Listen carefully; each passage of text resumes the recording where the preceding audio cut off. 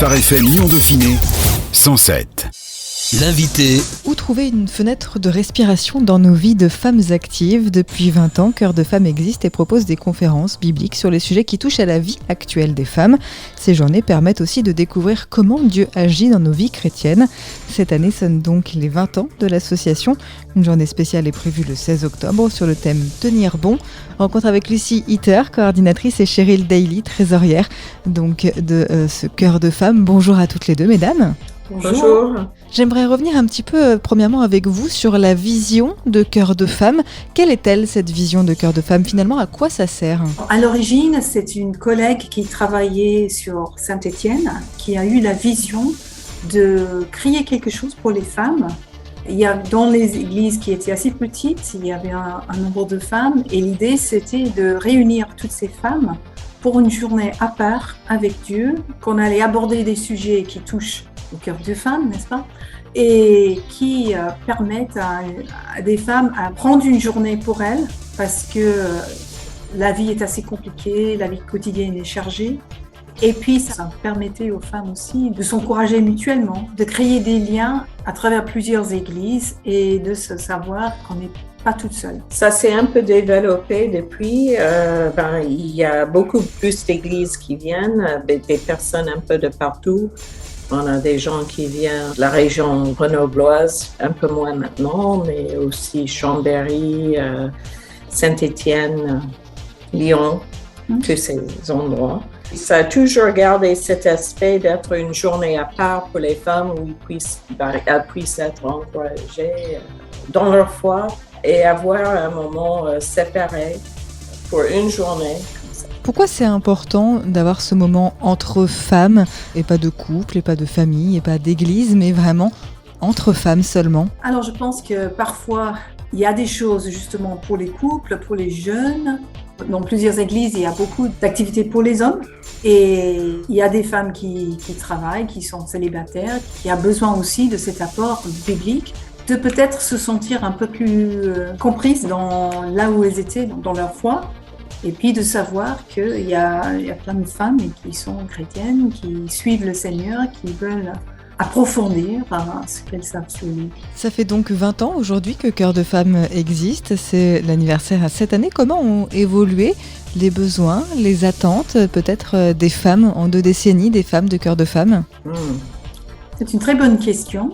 Il y a certaines choses qui reviennent à chaque fois. La souffrance, comment avancer avec le Seigneur, on a toujours besoin d'un soutien. Donc, puisque le cœur reste pareil, même si la société a évolué entre-temps, les grandes questions de la vie chrétienne reviennent toujours. Donc, c'est pour ça que certains sujets qui ont été abordés, c'est par rapport à comment la Bible parle à ma vie où je suis actuellement. Et je pense qu'il y a d'autres sujets qui reviennent, mais il y a d'autres sujets qui changent un peu. On se demande quels sont les besoins chaque année quand on prépare un sujet, le titre, pour voir quels sont peut-être les besoins criants des femmes en ce moment-là. Cette année, on a choisi Tenir bon. En fait, on l'avait choisi pour 2020. Et Covid est venu et en fait, on trouve que c'est peut-être encore plus approprié aujourd'hui parce que on a eu cette coupure qui a rompu les relations, notre pratique normale à l'église et tout ça. Et il y en a beaucoup qui ont un peu perdu pied dans ces moments-là. Et on veut vraiment encourager les femmes à tenir bon dans leur vie avec Dieu, dans les relations autour d'eux et puis aussi dans l'Église en ce moment. Ce thème de tenir bon sera décliné en 3 sous-thèmes dans notre vie, dans notre vie à Dieu, dans notre relation avec autrui et dans l'Église. Les besoins et les conseils changent en fonction de la sphère d'action. Si c'est avec Dieu, c'est pas les mêmes conseils que dans nos relations, c'est pas les mêmes conseils que dans l'Église. On a besoin de séparer un petit peu nos 3 sphères de vie. C'est peut-être un petit peu de refléter comment notre vie avec Dieu influence tous les domaines de notre vie. Et en fonction aussi, puisque cette année on a 3 oratrices, et c'était un peu, on leur a proposé le sujet, et c'était un petit peu leur idée, leur approche à elles aussi. Qu'est-ce qui change finalement dans notre manière d'appréhender, de tenir bon avec Dieu, de tenir bon dans nos relations avec autrui, de tenir bon dans l'Église ? C'est pas les mêmes défis quand même ? Surtout avec Covid, où certaines relations, peut-être on a laissé tomber certaines relations parce qu'on se voyait plus. Même chose avec l'Église. Dans certaines églises, on a un peu perdu l'habitude d'être ensemble et on peut se contenter avec ça. Pour dire, c'est pas très important peut-être de venir chaque semaine à l'église, on a passé des mois sans se voir, mais en fait, la Bible parle de l'importance de ces relations, de la part qu'on a à jouer, de mettre nos dons au service de l'église, d'avoir un témoignage dans la vie quotidienne avec nos contacts, avec nos collègues de travail, avec nos voisins.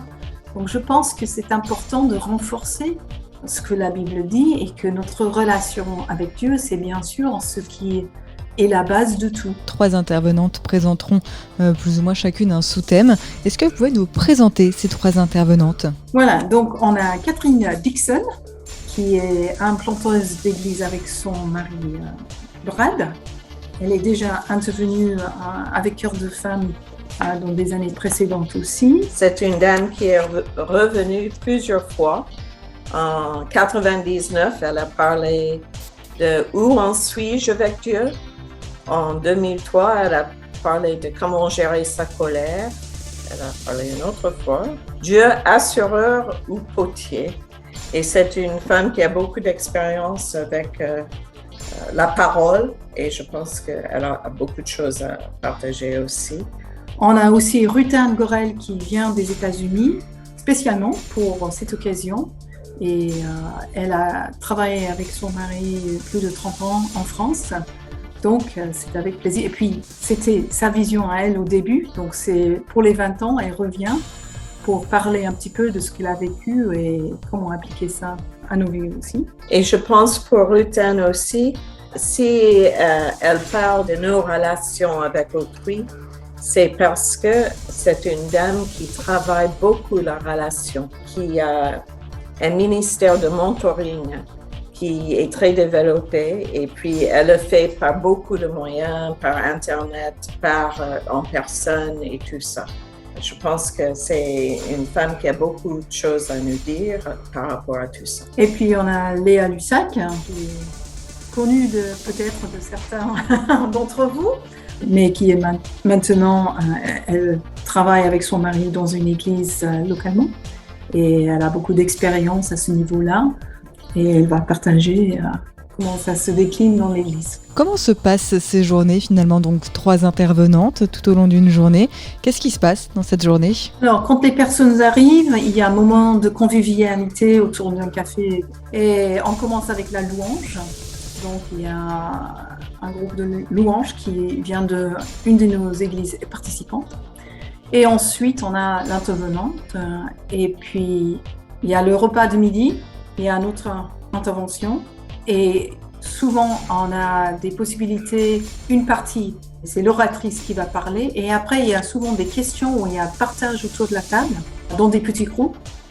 Et ça se passe avec toutes les intervenantes. Cette année, normalement, on n'a qu'une seule. Et cette année, puisqu'en fait, c'est les 20 ans, on voulait faire un peu différemment. C'est pour ça qu'on a 3 intervenantes. Donc, en fait, le déroulé de la journée sera un peu différent que d'habitude. Mais on aura une table ronde avec les 3 oratrices, d'autres moments de louange dans la journée. Et puis, on termine avec un goûter avant le départ. C'est un moment vraiment très agréable sur tous les niveaux. Tout ça se fait donc au restaurant. Pourquoi ce choix de cette formule gourmande ? Ce choix, c'est parce qu'on veut que ça soit une journée vraiment à part. On n'a pas besoin de faire la cuisine. Au fait, on est un peu chouchouté. On a des petits cadeaux à donner aussi. C'est un tout. C'est une journée où on essaie d'encourager sur plusieurs niveaux. On a aussi un stand de la Maison de la Bible. Donc, il y a les livres qui sont disponibles. Et ça aussi, c'était un aspect assez important parce que parfois, les femmes habitent loin, les librairies chrétiennes. Donc, on leur donne l'occasion d'acheter des livres qui sont par rapport au thème de la journée, mais aussi sur d'autres thèmes qui peuvent être intéressants pour elles. Quel est le public ciblé par Cœur de Femmes ? C'est à la fois un public mixte de chrétiennes ayant besoin d'être encouragées et à la fois de personnes peut-être nouvelles qui peuvent venir découvrir la foi à Cœur de Femme ? Oui, il y a toujours une présentation de l'Évangile. C'est peut-être axé plutôt vers les dames qui sont déjà chrétiennes, mais le but, c'est vraiment aussi d'inviter nos amis qui ne croient pas encore ou qui ont des questions, surtout par rapport à certains thèmes qu'on a eus. On a eu une intervention il y a quelques années avec une dame qui avait parlé du pardon. Elle a pardonné le meurtrier de son enfant. Et donc, c'était un moment très fort. Elle a raconté comment ça s'est fait, et puis avec l'apport biblique, bien sûr, parce que c'était la parole de Dieu qui l'avait incité à pardonner, c'était pas une idée qui lui est venue naturellement. Et donc, certains thèmes vont toucher le cœur des personnes qui sont à la recherche. Et bien sûr, on veut vraiment inviter tout le monde à venir. Aujourd'hui, quel est le profil type des femmes de Cœur de Femme qui vient aujourd'hui? Si demain une nouvelle dame arrive, qui rencontrera-t-elle? Il y a des personnes d'un certain âge, il y a des jeunes qui viennent. On a des jeunes de 17 ans qui viennent à cette journée, qui participent, qui donnent un coup de main aussi des fois. On a des femmes qui ont des bébés, on a des femmes qui travaillent, on a des célibataires, il y a de tout.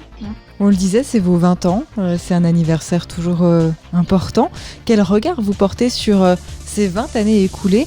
Et puis, quels sont vos rêves aussi, peut-être pour l'avenir de Cœur de Femme? On accueille autour de 80 à 100 dames pour chaque intervention et on aimerait bien que ça continue, que ça puisse apporter aux dames un sujet qui leur tient à cœur. Donc, c'est pour ça qu'on a des personnes, des églises différentes qui travaillent ensemble pour le comité. Et on est ouvert, chaque année, on demande s'il y a des dames qui aimeraient s'impliquer pour justement avoir un apport, des nouvelles idées et de savoir comment on peut évoluer pour répondre mieux aux besoins des femmes. Donc on veut rester souple, on ne veut pas rester toujours, ça doit être fait de la même façon chaque année. On veut évoluer et répondre aux besoins des femmes d'aujourd'hui. Quelles sont les modalités pratiques pour pouvoir participer à Cœur de Femme? On a un site web sur lequel les gens peuvent aller. Et puis là-dessus, il y a l'inscription, il y a toutes les informations pour la journée. On envoie ça dans les invitations dans les églises partout dans la région et aux personnes qui sont déjà venues, qui invitent aussi leurs amis. Et puis, c'est une journée qui a un coût aussi. Cette année, c'est 30 € parce qu'il y a des choses dedans. Il y a le repas qui coûte quelque chose. Mais aussi des choses plus pratiques.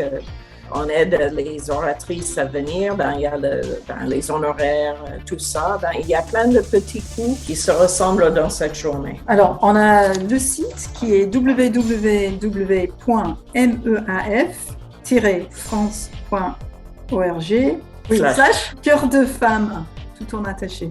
Et là, vous verrez tout. Femme sans S. Sans S, oui. Quel serait votre mot de la fin à toutes les deux, Lucie comme Cheryl? Pourquoi est-ce que vous avez envie d'inviter les femmes qui nous écoutent à participer à Cœur de Femme, vous, personnellement? Je trouve que c'est une journée d'encouragement qui m'interpelle, ce qui est dit dans la Bible, qui me motive pour continuer à servir Dieu et de lui donner tout. Et entretenir la relation avec des dames, peut-être qu'on ne voit que à ce moment-là. C'est vraiment une journée pleine de convivialité et des moments agréables à passer ensemble, mais aussi d'une profondeur que je trouve vraiment quelque chose de précieux. Bon, je suis d'accord avec Cheryl, avec tout ça. C'est vraiment une journée à part dans l'année où on peut se retrouver ensemble et d'être encouragés dans notre foi. Chaque année, on a un verset clé. Et cette année, c'est 1 Corinthiens 15, 58 qui va avec notre thème. Ainsi, mes bien-aimés, soyez fermes, inébranlables, travaillez de mieux en mieux à l'œuvre du Seigneur, sachant que votre travail n'est pas sans résultat dans le Seigneur.